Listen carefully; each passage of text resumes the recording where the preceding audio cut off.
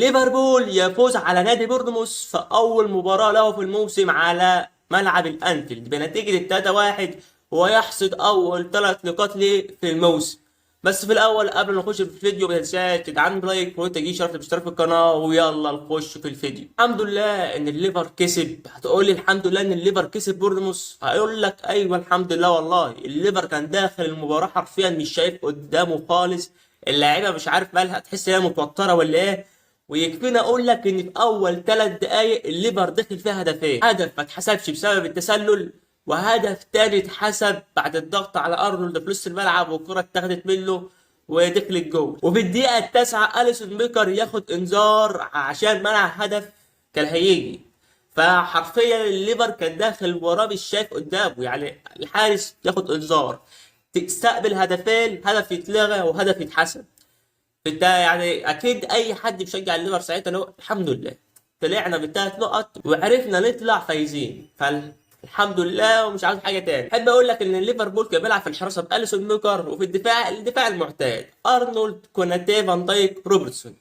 اليسون بيكر قدم مباراه جميل كويس كالمعتاد، عاد غلطات اليسون المعتادين عليها في بدايه المباراه، بس بقيه المباراه قدم مباراه جميل. اليسون في التصديات عالمي، مفيش حد يختلف عليه. صحيح ان اليسون دخل فيه هدف في الدقيقه الثالثه عن طريق انطوان سيمينيو، ولكن الهدف ما كانش غلطه اليسون خالص. الهدف بدا من عند ارنولد الحركه اللي احنا عارفينها، يورجن كلوب بيقول له خش في نص الملعب عشان نبدا نحرك اللعب ونطلع الكره لقدام والكلام ده كله.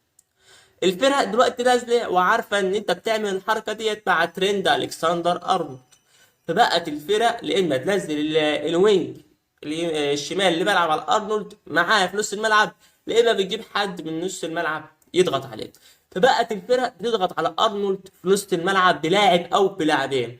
فالكرة وهي جايه لترند الكسندر ارنولد اتضغط عليه فما لحقش يستلم الكرة اصلا، فالكرة اتقطعت منه وراحت هجمة خطيرة لسولانكي، اداها بص الكرة لانطوان وشاطها وجاي جول. ده قصة الهدف الأول لصالح نادي بورنموث. الليفر فضل يعاني لحد أول نص ساعة من المباراة بسبب طريقة اللعب ديت، إن أرنولد يخش في نص الملعب ونادي بورنموث ضغط عالي في المباراة. وتقريبا يورجن كلوب ما كانش عامل حساب دوت ان بورنموث هينزل يضغط عليك ضغط عالي في الانفيلد خصوصا. فيورجن كلوب قايل بس هلعب بالطريقة التقليدية، هودي أرنولد يمين وهخلي ماكاليستر هو اللي يحرك اللعب لقدام. والطريقة ديت هي اللي خلت الليفر يكسب. الطريقة التقليدية ال4-3-3 اللي احنا بنلعب بها أصلا، اللي احنا شفنا أرنولد فيها لما كان بيلعب على الباك رايت كان بيطلع نار من بوق. صحيح الليفر فاق في آخر الموسم اللي فات لما دخلنا أرنولد في نص الملعب عشان ينقل الكرة لقدام، بس انت الموسم اللي فات في نص الملعب ما كانش عندك لعيبه اصلا بتعرف تباص الكوره. يعني كان مع احترامي لجوردان هندرسون والناس دي كلها، بس انت دلوقتي عندك ماكاليستير والسوبوسلاي، فانت عندك يعني فرق في الجوده فظيع. يعني اللعيبه دي بتنقل الكره لقدام احسن من ارنولد ذات نفسه. فانا لا اخلي ارنولد على اليمين مكانه باك رايت عالمي يعرف يصنع لي اسيستات. هو دفاعيا زي الزفت انا عارف، بس هو في الاسيستات جميل، وقدم مباراه جميله. لما يورجن كلوب قال له خليك بقى انت كده على الباك، قدم مباراه وكان هيسجل هدف جميل قوي قوي قوي. لو دخلت كنت قاعد بقول يا رب تدخل، بس ما دخلتش. روبرتسون نفس المشاكل الدفاعيه اللي احنا قاعدين نتكلم عليها. يا عم يورجن كلوب عاوزين والله مدافع بيلعب برجله الشمال مكان روبرتسون، مدافع بيلعب برجله الشمال مكان روبرتسون. لو هتلعب بخطه اللي هي ال3 مدافعين وارنولد يضم في النص، بس في خطه ال4-3-3 روبرتسون ماشي هيمشي معانا. في نص الملعب كان عندي سوبوسلاي وكودي جاكبو ماكاليستير وكودي جاكبو نفس المعضله اللي عندي. انت الاثنين دول بتموتهم حرفيا لما تحط ماكاليستير 6 وكودي جاكبو 8.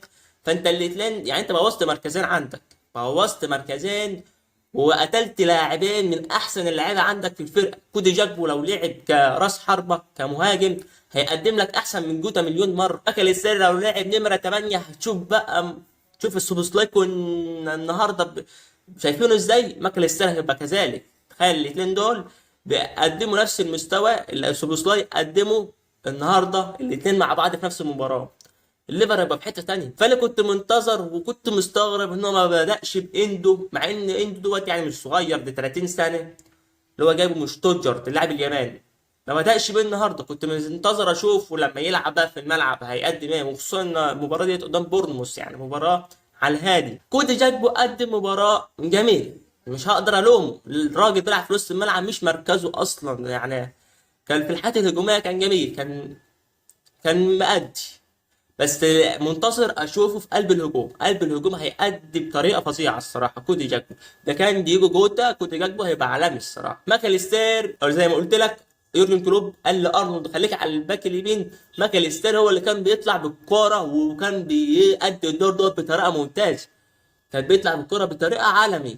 سوبوسلاي هخليه لآخر المباراة، لأن من وجهة نظري أفضل لاعب من ناحية الليفر في المباراة، قدم مباراة عالمية ما شاء الله عليه والله. هنروح للهجوم، الهجوم اللي كان فيه عشوائية متلاحظة عليه، اللي كان متكون من صلاح ولويس دياز وديوجو جوتا. لويس دياز الهدف اللي جابه هو اللي حول الليفر حرفيا، جاب هدف عالمي من الآخر يعني. والكرة جاله في قلب المنطقة استلمها وعملها كرة مقصية، هدف جميل قوي يعني. من أفضل الأهداف في الجولة الأولى هو هدف ميتوما الصراحة. لويس دياز وينج عالمي، مقدم فورمة خيالية. في الموسم اللي فات ساعة ما اتصاب الفريق شاف ضغط، ولما رجع الفريق حس بتغير كبير. يا رب بس ما يصابش ويفضل معانا بقية الموسم ويكمل في الفورمة ديت، لأن لويس دياز لعيب حريف حريف جامد، وافضل لاعب الى الان في الخط الهجوم من الليفر. تقول لي احسن من صلاح، اقول لك ايوه احسن من صلاح. صلاح تحس ان هو مش مركز في المباراه، متضايق من حاجه يعني. الجمهور كان ملاحظ كده، صلاح مش مركز، مش متضايق من حاجه. حتى ضربه الجزاء اللي دخلت شاطها ضيعها، والحمد لله اللي هي ردت له وعرف يسجلها جول. فتحس ان في حاجه شغله صلاح، هل هيمشي هيروح الاتحاد، هل في ايه، فالله اعلم. فصلاح النهارده عقله ما كانش في المباراه، حتى صلاح جات له كام كوره كان بيتعامل معاه بطريقه سيئه. الكره اللي جات له من سوبوسلاي تقريبا او من جوته، استلمها طولها قوي، دي لو كان استلمها عن هادي كده يعني. دي كور صلاح اصلا اللي هو بيستلم الكوره ويحطها في البعيده، طولت منه. فصلاح كان النهارده مش مركز قوي في المباراه. ديوجو جوتا كالمعتاد، فمش عارف والله يعني. طب ما تجرب جاكبو في المنطقة ديت وتلعب اندو بقى المباراة الجاية، والسوبوسلاي ماكاليستير في نص الملعب، وحط جاكبو مكان ديجو جوتا. ديجو جوتا ما شفناش منه أي حاجة غير الهدف اللي جاله أصلا بعد تسديد السوبوسلاي. هنروح للسوبوسلاي. سوبوسلاي يا سوبوسلاي لاعب عالمي ما شاء الله. يكفينا اقول لك ان سوبوسلاي في المباراه النهارده ضد ليفربول اكتر لاعب قطع مسافه في المباراه بمسافه 11.6 كيلو متر، واكتر لاعب قام بمراوغات صحيحه بثلاث مراوغات، واكتر لاعب حمل الكره للقدام ب 14 مره، واكتر لاعب عمل تمريرات صحيحه ب 66 مره. خيالي سوبوسلاي خيالي. الحمد لله اللي احنا عرفنا نجيبه والله. لاعب المجري طلع نار من بقه قدام بورنموث، يا رب بس ما يصابش ويفضل معانا، لان انا عارف الليفر كل ما لاعب يبدا يتعود بقى وهيطلع هو هيتاقلم يقوم يتصاب زي لوزي دياز كده. والمباراه بتاعت امبارح دي قدم فيها اداء عالمي، حتى هو اللي جاب ضربه الجزاء، لبس الواد ضربه جزاء كده. بالنسبه لطرد ماكاليستر يعني مش عارف ايه الطرد في الكره ديت. هتقول لي رافع رجله، الكره عاليه اصلا، رافع رجله فين يعني؟ هو الكره في الهواء طبيعي ان هو يرفع رجله. خد طرد. لعيبه بورنموث ذات نفسهم متفاجئين ان الكره دي طرد اصلا. هو يعني ما رفعش رجله، ما خبطش رجله في قصبة اللاعب وراح له الكره ببطن رجله، خبط رجله عادي، تدخل عادي يعني. يا عم انذار حتى. بالتاكيد ما الليفر عنده الماتش الجاي نيوكاسل وبعده استون فيلا. ماكاليستر مهم زي ما قلت لك، اصلا بيلعبوا نمره 6 ودفنه، بس بيلا تطلع بالكره بطريقه عالميه يعني. بيعرف يتحكم في الكره ويطلع في الكره بطريقه اسطوريه. انت كده خليت لافقد لاعب مهم قوي. هلعب بانتو بقى، لو هلعب بانتو فلا هيلعب برضو بجاكبو في نص الملعب، هيفضل فاكر ديت يورجن كلوب. وشويه ارقام كده عن فرعوننا المصري محمد صلاح. محمد صلاح بعد تسجيل هدف امبارح قدام بورنموث كسر رقم سلبي، وان هو قدر يكسر الرقم بتاعه على الموسم السادس للتوالي اللي هو ما يسجلش في الجولة الثانية من الدوري الإنجليزي. قدر يكسر الرقم السلبي دوت ويسجل امبارح. صلاح أصبح اللاعب رقم 12 في الدوري الإنجليزي اللي يساهم ب 200 هدف، بفرق هدفين بس عن روبي فاولر. طب ال 200 مساهمة دول عبارة عن إيه؟ عباره عن 140 جول و60 اسيست في الدوري الانجليزي. محمد صلاح يصبح خامس الهدافين التاريخيين لنادي ليفربول ب 187 هدف، بعد استطاع ان هو يتخطى ستيفن جيرارد اللي كان جاي 186 هدف. وحتى ستيفن جيرارد على الانستجرام بيبارك له وعامل له منشن والحاجات الحلوه دي كلها. وبس كده، ده كان كل الكلام عن ليفربول بقى.